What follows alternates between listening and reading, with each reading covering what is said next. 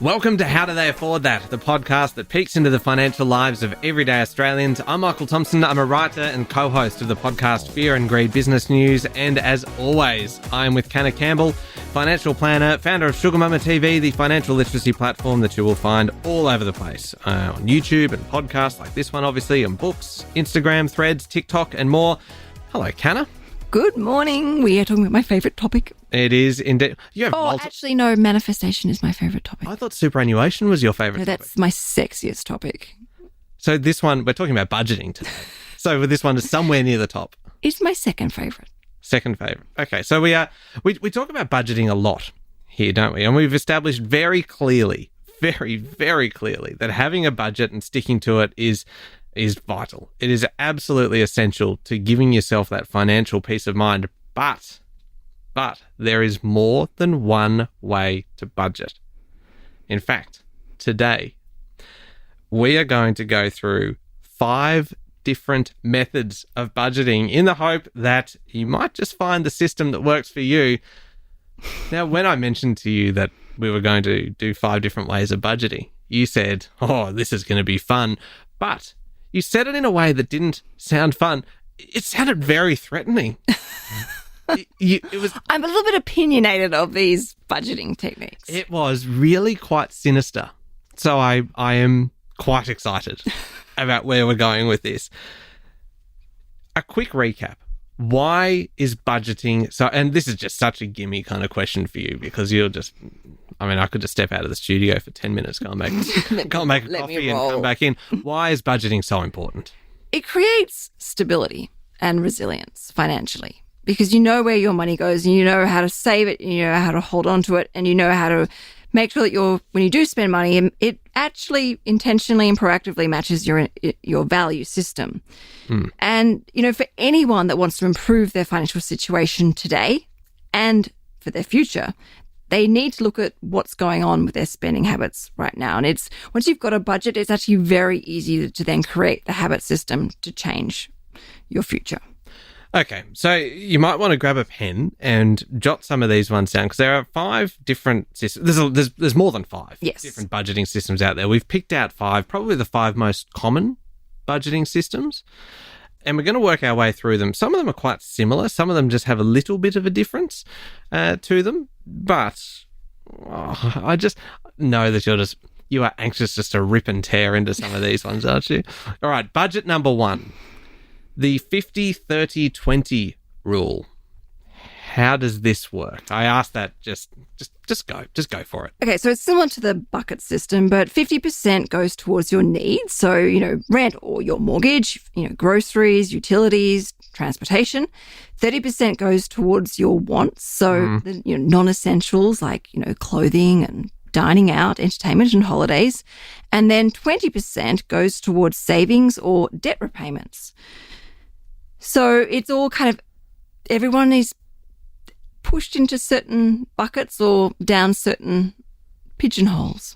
I can't tell whether you like this or not. I hate it. It really pisses me off. Really? I Why? really hate it. Is it because there's no flexibility? Is it because it's so rigid? It's rigid, it's conformist, it's outdated, and it's completely and utterly unrealistic.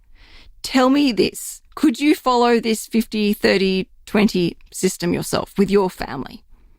No. And the reason for that is I suspect our needs would be higher than 50%. Exactly. Yeah. And so the problem with this system is people who are looking for solutions are normally in a tight situation. So they go to this and they're like, it doesn't work. So therefore you feel like a failure. And then you throw the towel in and stop trying. And things obviously then spiral out of control. Even as a financial planner and someone who has, been doing this for a very long time, there is no way in hell I could fit that formula in my budget. Really? No way. Absolutely Oh, wow. not. No. That makes me feel better. I have mortgage repayments. I have childcare. I don't even have an expensive lifestyle. We don't really go out to restaurants. We try and pigeon or piggyback off the top of Tom's work trip sometimes to squeeze in a holiday, but I wouldn't fit into that. I actually would love to have 30% of my income going towards my wants, my discretionary spending. How good would that be? It's about like swimming in cash. It's about like 2%. really. Exactly. And if you don't fit into a dress, you don't feel good about yourself. And this is my issue with this type of system. And the other thing that's missing here is that everyone's forgetting about with this, and this is back in fashion, this 50, 30, 20 rule. It's all over social media. It's missing investing, which is what gets people ahead financially. And it also misses the importance of including superannuation along the way. So I feel like this is a really half-assed and outdated attempt at trying to help people by making them feel bad and breaking them down. I don't think this empowers anyone whatsoever, and I think it's not even worth the piece of paper it's printed on. Okay.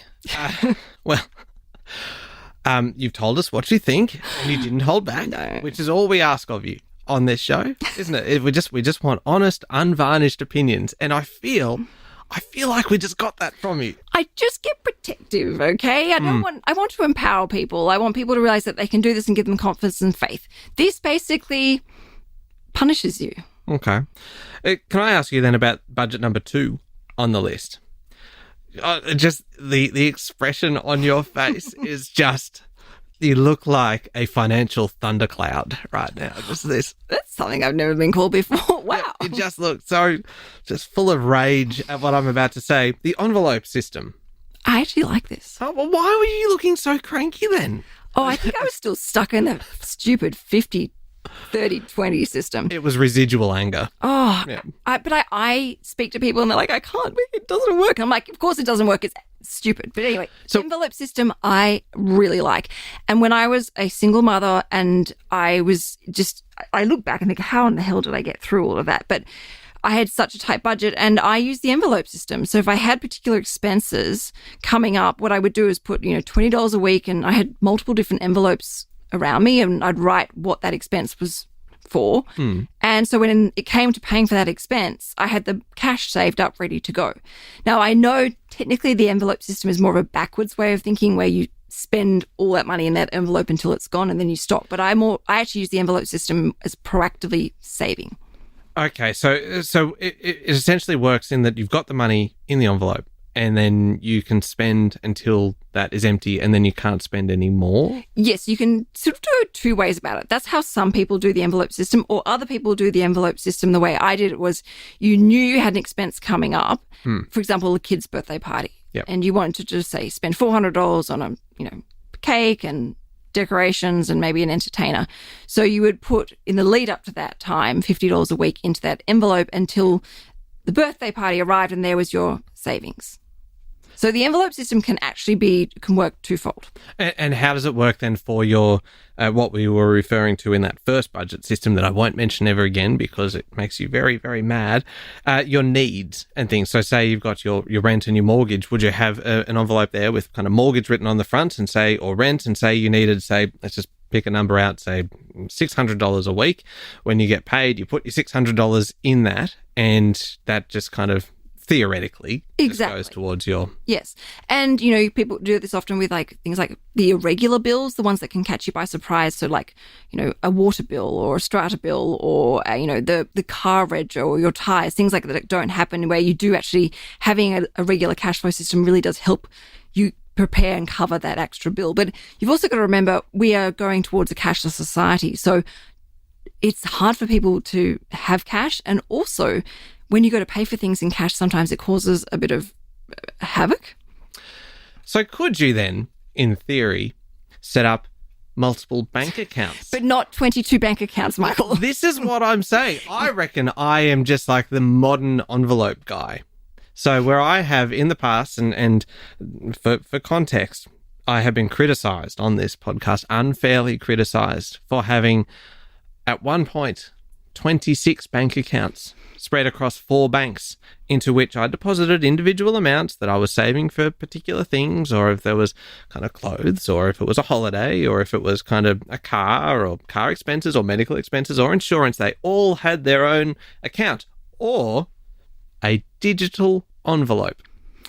So the thing with that is, you said you had it across 4 banks. Oh, that's a minor detail. That's not really That's important. not a minor detail at all, because you need to be able to see all the accounts in the one quarantined screen. And yes, there are apps that kind of link it all together within the one screen, so that is an option. But also, your poor accountant, when you're doing your taxes and you've got to give him like 26 different bank statements, you're probably spending a lot of extra money on your accountant in how they're charging you by the hour. I hadn't thought of that. I have a solution though.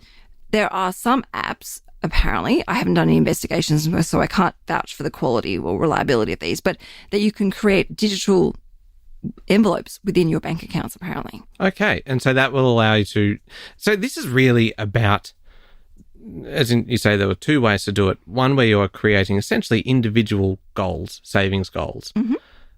And you are essentially putting money aside each week or each month to achieve those. The other way to look at it is that you would put money into these envelopes, say prioritizing your needs and your rent and your food and transport, all that kind of thing first. And the other ones, the envelopes are holding a certain amount of money, and that might be for your kind of your discretionary things, the things that you want, the things that you would like to have, and you can only spend what is in there. And as soon as that is spent, there is nothing more to spend. Is that essentially the 2 ways of looking at the envelope system? That's not too bad. I like my way more, though. Yeah. I mean, that is a good way to do it, I think. So at the end, I'm going to ask you for your preferred overall budget system, because we've got the 5. And then kind of you pick out your favourite of them. And I think at the moment, envelope's probably leading. Well, out of the envelope system and the 50-30-20, I think the 50-30-20 is probably going to burn in hell. Number 3, budget number 3, zero-based budgeting. What is this? So every dollar is assigned a specific purpose until the total income equals 0. So you obviously look at what you earn after tax, and then you allocate all that money until there is nothing left. So, for example, I get $5,000 per month after tax. I'd go, okay, $500 to rent, $500 to savings, $500. I'd go through each expense until I basically break even at 0. Isn't that essentially the envelope system then? Like you're kind of... It is. They're just these new... They're all very similar. So saying, but they're just sliced different ways. I like that one because it gives you good visibility over what you need. And I think this is... Oh. Yeah. Okay. So the fact is zero-based. That's essentially... Well, I am concerned that it is encouraging you to allocate all that money to ground zero. And you may be putting expenses in there that you don't need just to be able to get to ground zero. So you've got to be very careful not to do that, because if you have, say, $200 per month that you can save, this system may encourage you to go spend it on something or increase an area in your budget by that $200. Whereas with this, you just got to be, I think you've got to be, I like it a lot. I'm going to be nice, and I like that it's forward planning, because you say, okay, this $300 is for groceries, this $200 is for, a birthday present. Like, you forward plan. I like that. But it's like rationing out all your supplies until nothing's left. What if you actually had the capability, if you looked at your budget and looked at the wastage, to actually go, well, I'm going to include in there a regular savings plan or a regular investment plan? I was going to say, couldn't you just make it that say $200 of that every month is going into your emergency money, or so, and it actually becomes part of the down to 0? Yes, okay. Definitely. So that's how you would kind of build up that buffer and make sure that you can still achieve those long-term goals. But this is the problem. A lot of these teachers of budgeting programs don't actually ever mention investing, like the 50-30-20. Like, there's not even a mention of a regular investment plan. God, they're just the and anger there is in your no eyes. mention of preparing for retirement and looking at superannuation. And I understand that obviously they may not be allowed to do that because of various rules and regulations wherever this person may be based. But budgeting is important. But once you move beyond budgeting, you've got to understand, if you want to get ahead financially, you've got to be investing. Okay. So that one gets a pass mark from you? It does. I probably give this an 8.25. Out of 10? Yes. Okay, that makes sense. I thought it might have been like out of 14 or something. I'm like, okay, we're operating on 10. a rather obscure marking system here. But that would actually kind of, it does help you, would help you get rid of unnecessary costs, wouldn't it? Because you are seeing it. You are seeing every cent. No. I'm not judging. necessary, because you feel like you must, every expense must be allocated. So Okay. no, I don't think it does that. Okay. All right. So that's budget number 3, zero-based budgeting. Let's take a quick break and we'll come back with budgets 4 and 5 and see if we can find one that makes you even half as cranky as the 50-30-20 rule.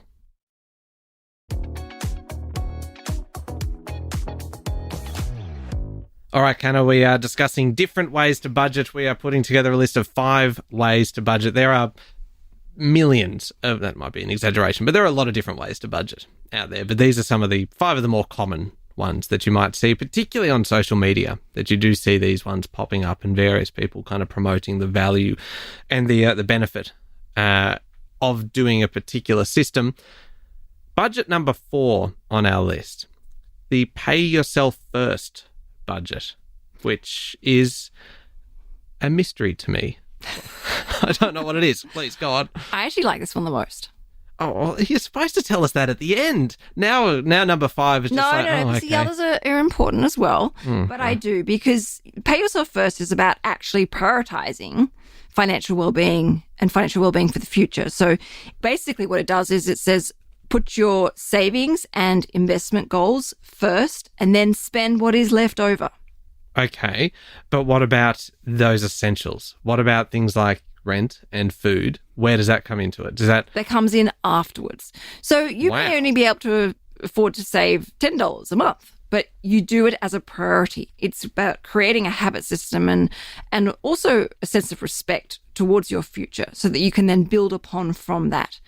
So if I'm, as an example of, say, $5,000 per month after tax, obviously I know what my expenses are, but I will try and, as a priority, put a regular savings plan or a regular investment plan to whatever level I can afford. And that's what I do as a priority by transferring that or investing it. And then I can ration out what I have left. It's about prioritizing your financial goals. Okay, I get that. It just... I suppose all of these come down to having a good understanding of what you're actually spending, though, doesn't it? Like, it all Exactly. requires you to know what your costs are so that you can make sure that... And so then this one just means that you're changing your mindset. You are Exactly. putting it as a priority, investing and your kind of financial future, but you still need quality information going into it in terms of how much you can afford to put into those long-term financial goals. Michael, I think you've just hit the nail on the hammer. Go on. These budgeting methods actually don't teach budgeting at all. These are guides, you could say, to help you get started. Should we move on to budget number 5? Value-based budgeting. What is this? So value-based budgeting is basically just spending money where you value. Oh, no. Yeah, No, I know. that's got to be. I know. It's a little bit irresponsible, That's the most wishy-washy I thing know. I've ever heard. but it's about mindfulness. Yeah. So if you value Having red a wine- roof over your head. Well, I was going to say red wine. You go and it basically gives you permission to be reckless, and it's all about living in the present moment, and shunning financial responsibility, and You know how you gave the envelope system? Was it an 8.25? no, that was the Zero-based budget. Zero-based. Okay, can I give this one a score? Yes. I'm going to give it a 1 out of 17. Look, I can see how for some people who have always been incredibly frugal and unnecessarily aggressively frugal when they don't need to be, I can see how it can help them and empower them to come from a place of self-love. That sounds very almost inappropriate for a family podcast. No, but no. Well, I'm not talking sexually. Like, I'm talking like, I love how uncomfortable you are. yeah, right I'm now. like, and then I'm like, am I missing something? No, I was just trying to kind of freak you out a Tom's little been bit. away. I haven't seen him for a long time. So maybe I'm like missing. Maybe this is the problem. I'm missing. What am I missing? Oh, dear Lord, now I'm the uncomfortable one. This has gone to a very weird place. We're supposed to be talking about budgets here. So just to be clear, Okay, no. Value-based so budgeting. It's about values, not about anything romantic in the bedroom. But if someone says, okay, if, for example, someone is, and there are people out there, because I speak to these people, they're very mean with their money, and it comes from a low self-esteem and low self-worth. Value budgeting may help them find a way of slowly and steadily learning to enjoy how to spend money on themselves, treating themselves to a massage. I'm talking about a normal massage. Thank you for clarifying that. Took my mind down to the gutter. Or, teaching someone it's okay to go and buy a new pair of shoes if you need some. It is okay to take yourself to enjoy a nice meal, or, do something nice for yourself. So I can see how the value budgeting technique does come from a good place, but not necessarily a responsible place. Could you kind of combine the pay yourself first budget and the value-based budgeting? If it's about kind of providing or giving someone that motivation to kind of be invested in themselves and to be invested in their money, could you say that the pay yourself element of it, instead of kind of looking forward to the future of your financial investments, it is pay yourself first in other things that you hold dear that might not necessarily be long-term financial stability? It might be self-care. That it's a hybrid. Exactly. And in the Sugar Mama Budget and Cash Flow Academy, I say to people, this is not the perfect formula. Over time, you will find your tweaks and changes that work for you. It's like cooking spaghetti bolognese. Everyone most families love spaghetti bolognese. Yeah. Everyone has their different ingredients that they love, whether it be Tabasco, whether it be Worcestershire sauce, tomato sauce, there's brown sugar, red wine, whatever it is. It's not until you start to learn how to make spaghetti bolognese, you find these little ingredients, key ingredients that help make your bolognese even more tasty for you. It's the same with budgeting. You've got to just get started and then find your feet and go, actually, I really like that concept. I'm going to include that, but then I'm also going to take a little bit of that other strategy and include it. And, another big one that's very, very popular right now on social media is actually loud budgeting. Oh, is this basically where you scream talk at about people? what you're doing? Yes. Scream. You literally scream at people, but it's about being very upfront and direct with the people around you about your financial boundaries. And I think it's great because it's about starting conversations about budgeting and the value of budgeting and how it really does help alleviate the stress and give you a great sense of clarity in how much money you're making and also how much money is going out the door so that you can take back control. That actually sounds really healthy. Yeah. It sounds as though because I know there's also a big push to kind of get away from the secrecy around salaries and things that about what you're earning. And this is about kind of the flip side of that, around what you're spending and what you have to spend and where your money is going so that people are more comfortable having financial conversations. Absolutely. And I think some families and I, had this conversation with someone the other day, they're really embarrassed as to what their budget is, and we shouldn't be. A budget is not bad. A budget just tells us the truth and reality of our situation, which we need to own. And, it is expensive to live in this world, and our budgets, tell us about what we value. So, don't be embarrassed or ashamed of what your budget tells you. It's important to know it and to then use it and to your advantage. So we ended up doing 6 different budgets. 5.5, you could say. Oh, loud budgeting is not really a budgeting It's a mentality. Technique. But having said that, none of these are budgeting methods or techniques.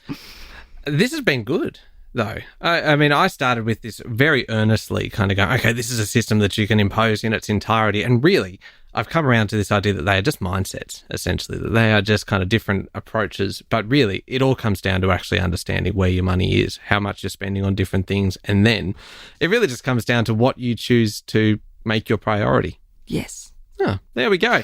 Okay, so the 5 budgets, 5.5 budgets. The 50-30-20 rule, don't say anything. It feels like you're just itching, but you are not a fan of that one. We know that. Budget number 2, the envelope system. Budget number 3, zero-based budgeting, which I thought was actually pretty interesting and got a pass mark from you. Budget number 4, the pay yourself first budget. And finally, budget number 5, value-based budgeting, which is basically spend money wherever you want because it means something to you. I'm a bit skeptical about that one. You can probably hear. Yeah, I mean, it's a bit stupid. It feels a little bit risky. Yeah, it's very irresponsible. Okay. And also loud budgeting, as discussed, which I think is a good thing. It does actually sound quite healthy. Speaking of healthy, have you got a healthy money tip for us, a hack? I do, and it's come from my sister-in-law, Kim.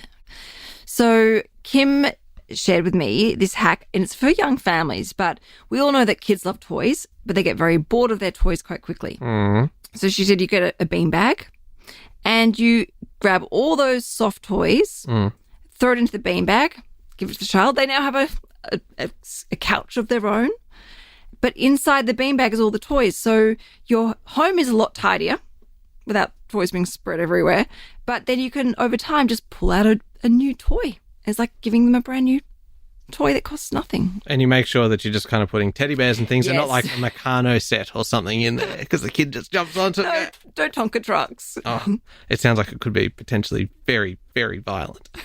I like that tip. I think it's great because it obviously saves money, but it also helps keep the house organised. And what a nice way of using the toys, because you can obviously, once they've outgrown them, you've got a very comfortable, soft beanbag. Yeah, love that one. Thanks, Kim. Yeah. That's a good tip. Where can we find you if we want more information? The best place to get in contact with me is on Instagram at SugarMamaTV or Canna Campbell Official. Yeah, and you can hear me every day with Sean Aylmer on Fear and Greed, Australia's best business podcast. Thank you very much for listening to How Do They Afford That. Remember to hit follow on the podcast, and the very best thing you can do to help us out is to tell somebody else. In fact, send them this podcast. If there's been something of value in here, send them this podcast so that they can hear it and maybe get a few little tips from that as well. Help us spread the word about How Do They Afford That. Thank you for your company. Join us again next week.